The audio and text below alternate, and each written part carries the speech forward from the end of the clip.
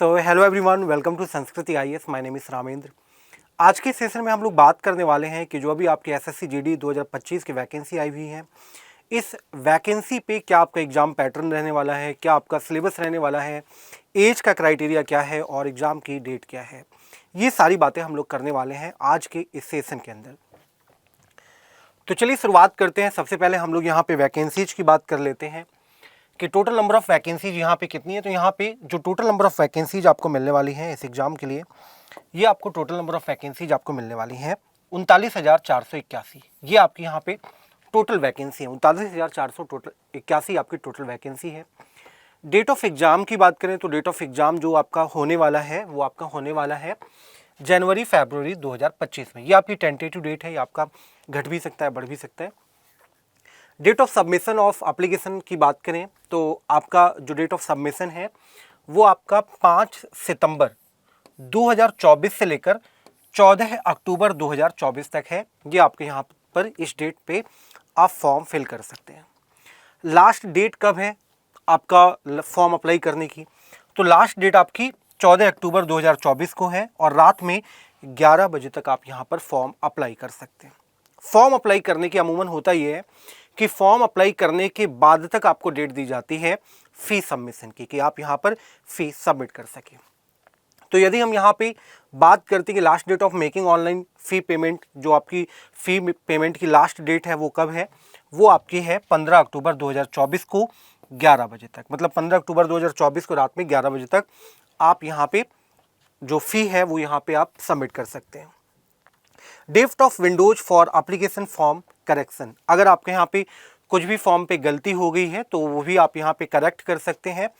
और कब तक करेक्ट कर सकते हैं? तो 5 नवंबर 2024 से लेकर 7 नवंबर 2024 तक आप इसे करेक्ट कर सकते हैं। प्रॉपर आपको 2 दिन का टाइम दिया जाएगा। और इसके अलावा जब आप यहाँ पे इसे करेक्ट करेंगे तो इसका जो फ़ी डिपॉजिट है वो आपको यहाँ पे अलग से करना होगा। और इसके आपका जो चार्जेस है वो आप पे कर सकते हैं 5 नवंबर से लेकर 7 नवंबर तक। मतलब 5 से 7 नवंबर तक आप यहाँ पर करेक्शन भी कर सकते हैं और 5 से 7 नवंबर तक ही करेक्शन का जो फ़ी है वो आप यहाँ पे डिपॉजिट कर सकते हैं। तो ये आपके यहाँ पे ये डेट है। अब बात करते हैं कि अगर जो बच्चे यहाँ पर एसएससी जीडी के लिए तैयारी कर रहे हैं उनके लिए एजुकेशनल क्वालिफिकेशन क्या होना चाहिए। So the candidate must have passed matriculation और 10th क्लास एग्जामिनेशन। आपको यहाँ पे 10th पास आउट होना चाहिए। 10th पास आउट यहाँ पर किसी भी रिकॉग्नाइज्ड बोर्ड से आप यहाँ पर 10th पास आउट हो। कोई भी ऐसा बोर्ड जो गवर्नमेंट द्वारा मान्यता प्राप्त हो, गवर्नमेंट द्वारा मान्यता प्राप्त अगर बोर्ड नहीं होगा तो बेशक आपने 10th कर रखा है बट आप उसके लिए एलिजिबल नहीं होंगे। गवर्नमेंट उसको रिजेक्ट कर देगी, आपके फॉर्म को रिजेक्ट कर देगी। इसके अलावा candidate who have not acquired the essential qualification as on the stipulated date will not be eligible and need not apply. अगर अब यहाँ पर जो डेट दे रखी है, अगर उस डेट तक आप 10th पास आउट नहीं हुए, आपने 10th पास नहीं किया है तो आप इस एग्ज़ाम के लिए एलिजिबल नहीं होंगे। तो यानी कि जब आप फॉर्म फिल कर रहे हैं उस समय आपका 10th पास आउट होना बहुत ज़्यादा ज़रूरी है, तभी आप इसके लिए अप्लाई कर सकते हैं। अदरवाइज नीड नॉट अप्लाई, आप अप्लाई यहाँ पे ना करें। अब सवाल उठता है कि सर इसके लिए मिनिमम एज और मैक्सिमम एज कितनी होती है। तो यहाँ पर जो इसके लिए मिनिमम एज है वो आपकी यहाँ पे 18 साल है और जो मैक्सिमम एज है वो आपकी यहाँ पे 23 साल है। क्या इस पे एज रिलैक्सेशन आपको मिलेगा? हाँ जी, बिल्कुल यहाँ पे एज रिलैक्सेशन मिलेगा, पर age relaxation in upper age limit as per the staff selection commission GD constable exam recruitment rules. तो यहाँ पे जो भी आपको एज रिलैक्सेशन मिलेगा वो आपको यहाँ पे जो एसएससी जीडी का जो रूल है रिलैक्सेशन का उसके अकॉर्डिंग आपको यहाँ पे रिलैक्सेशन दिया जाएगा। मतलब 5 साल के आसपास यहाँ पे आपको रिलैक्सेशन मिलेगा। अगर आप यहाँ पे एसएससी जीडी कांस्टेबल पास करते हैं तो आपको यहाँ पे कौन कौन से डिपार्टमेंट में सेवाएं देने का मौका मिलेगा। इसके माध्यम से आप यहाँ पे BSF border security force, CISF central industrial security force, CRPF central reserve police force, SSB सशस्त्र सीमा बल, ITBP Indo Tibetan border police, AR Assam rifles, SSF secretariat security force, NCB narcotics control bureau और इन जो डिपार्टमेंट्स है, in department पे आप यहाँ पर आपको सेवाएं देने का मौका मिलेगा। अब इसके लिए क्या आपका मोड ऑफ सिलेक्शन होगा, किस तरीके से आपके यहाँ पे सिलेक्शन होगा, तो इसके लिए सबसे पहला आपका कंप्यूटर बेस्ड एग्जामिनेशन होता है।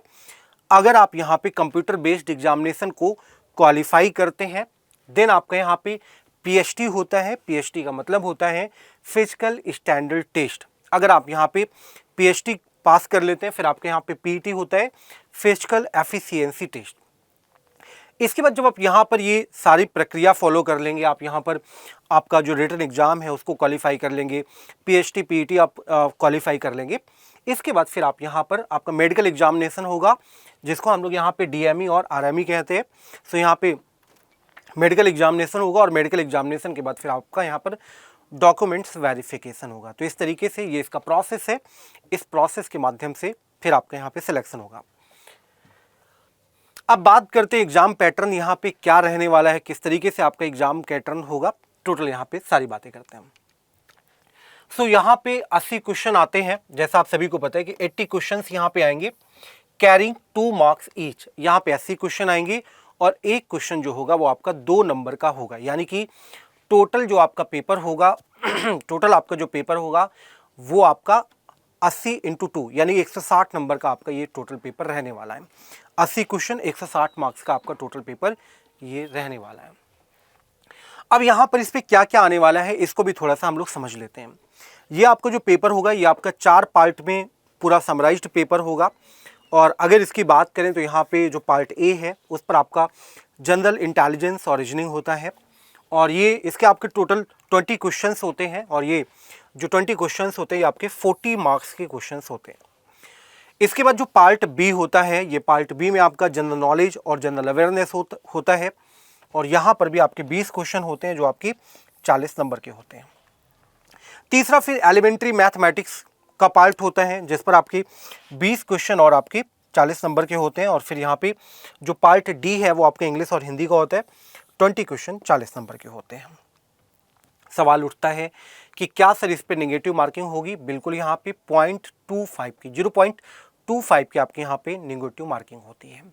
टोटल इसके लिए आपको 60 मिनट दिए जाएंगे, यानी कि आपको लगभग 1 घंटे का टाइम दिया जाएगा और 1 घंटे में आपको ये पूरा पेपर यहाँ पे सॉल्व करना होगा। कट ऑफ मार्क्स क्या रहता है प्रॉपर इसके लिए आपका, जो अगर आप यहाँ पे अनरिजर्व कैटेगरी है सो आपको यहाँ पे 30% मार्क्स लाने होंगे। अगर आप यहाँ पर ओबीसी से बिलोंग करते हैं तो आपको यहाँ पे 25% मार्क्स लाने होंगे, और अगर आप यहाँ पे किसी अदर कैटेगरी से बिलोंग करते हैं तो आपके यहाँ पे टोटल 20% मार्क्स लाने होंगे। तो ये यहाँ पर आपका क्राइटेरिया है। इस पीटी की बात करें, फिजिकल एफिशिएंसी टेस्ट की बात करें, तो यहाँ पे प्रॉपर आपका रेस होता है। यहाँ पर भी 2 क्राइटेरिया है। पहला क्राइटेरिया तो ये for candidates other than those belonging to the Ladakh region, उन बच्चों के लिए जो यहाँ पे लद्दाख रीजन से बिलोंग नहीं करते हैं उनके लिए क्या यहाँ पर एज क्राइटेरिया है। सो उनके लिए यहाँ पर एज क्राइटेरिया ये है कि अगर आप यहाँ पे मेल हैं और आप लद्दाख से बिलोंग नहीं करते हैं, सो आपको यहाँ पे 5 किलोमीटर की जो रेस है वो आपको 24 मिनट में कंप्लीट करनी है। अगर आप यहाँ पर फीमेल हैं तो आपको 1.6 किलोमीटर की जो रेस है वो आपको 8.5 मिनट में कंप्लीट करनी है। ये उन लोगों के लिए है जो बच्चे यहाँ पे अदर देन लद्दाख से बिलोंग करते हैं, यानी लद्दाख रीजन से बिलोंग नहीं करते हैं। इसके अलावा जो कैंडिडेट यहाँ पे लद्दाख रीजन से बिलोंग करते हैं उनके लिए क्या है, मेल कैंडिडेट्स के लिए आपको टोटल यहाँ पे 1.6 किलोमीटर की रेस करनी है 7 मिनट में, और यहाँ पर जो फीमेल है उनको 800 मीटर की रेस करनी है 5 मिनट में। ये लद्दाख कैंडिडेट के लिए निर्धारित किया गया है। इसके बाद पीएचटी की बात करें, फिजिकल स्टैंडर्ड टेस्ट की बात करें, तो अगर हाइट की बात करें तो हाइट पे हम लोग सबसे पहले बात करते हैं जनरल ओबीसी एसटी के लिए, एससी के लिए। सो यहाँ पे हाइट इनकी होनी चाहिए, अगर आप मेल कैंडिडेट हैं तो आपके यहाँ पे 170 सेंटीमीटर की हाइट होनी चाहिए। अगर आप यहाँ पर एसटी हैं तो आपकी यहाँ पे जो हाइट है वो आपकी होनी चाहिए 162.5 सेंटीमीटर की। इसके बाद यदि आप यहाँ पर फीमेल कैंडिडेट हैं और जनरल ओबीसी एससी कैटेगरी से बिलोंग करते हैं, सो आपकी जो हाइट है वो आपकी 157 यहाँ पर होनी चाहिए। और यदि आप यहाँ पे फीमेल कैंडिडेट है, एसटी से बिलोंग करते हैं, सो आपकी हाइट जो है वो आपकी 150 सेंटीमीटर होनी चाहिए। ये यहाँ पे इसका क्राइटेरिया है, हाइट का क्राइटेरिया है। चेस्ट की बात करें तो ये जो चेस्ट का क्राइटेरिया है ये आपका फीमेल के लिए अलाउड नहीं होता है, फीमेल के लिए ये मेजर नहीं किया जाता है।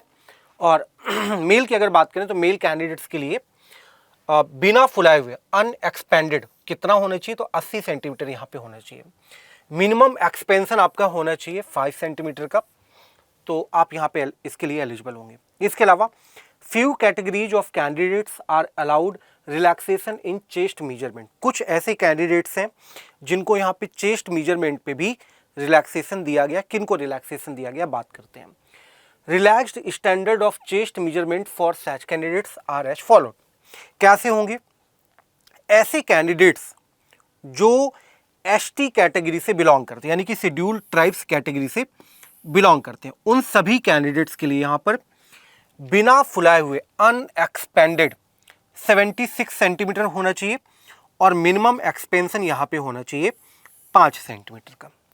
इसके अलावा candidate falling in the categories of, अगर आप यहाँ पे गढ़वाली हैं, कुमायूनीज हैं, डोगरा हैं, मराठा हैं, और and candidate belonging to the states, अगर आप यहाँ पे असम से बिलोंग करते हैं, हिमाचल प्रदेश से बिलोंग करते हैं, जम्मू कश्मीर से बिलोंग करते हैं, और या कश्मीर या लद्दाख से बिलोंग करते हैं, तो ऐसे कैंडिडेट्स के लिए अनएक्सपेंडेड आपका 78 सेंटीमीटर होना चाहिए और 5 सेंटीमीटर का मिनिमम एक्सपेंशन यहाँ पे होना चाहिए। इसके अलावा candidates hailing from the north eastern state, अगर आप यहाँ पे नॉर्दर्न ईस्टर्न स्टेट से बिलोंग करते हैं, of Arunachal Pradesh, Manipur, Meghalaya, Mizoram, Nagaland, Sikkim, Tripura, Gorkha territorial administration, जिसको जीटीए के नाम से जानते हैं, तो ऐसे कैंडिडेट्स के लिए आपका जो अनएक्सपेंडेड है वो आपका 77 होना चाहिए और मिनिमम एक्सपेंशन यहाँ पे 5 सेंटीमीटर का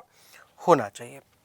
तो ये तो रही मोटी बात कि क्या आपके यहाँ पे एग्ज़ाम पैटर्न रहता है, आपका जो एसएससी जीडी का पेपर है इसके लिए क्या एग्ज़ाम पैटर्न रहता है, आपका प्रॉपर यहाँ पे किस तरीके से पेपर होता है, क्या इसके लिए क्राइटेरिया है, ये सारी बातें मैंने आपको बता दी। और इसी तरह के इंपॉर्टेंट अपडेट्स के लिए जुड़े रहें संस्कृत ज्वाइन करेंगे। Thank you so much.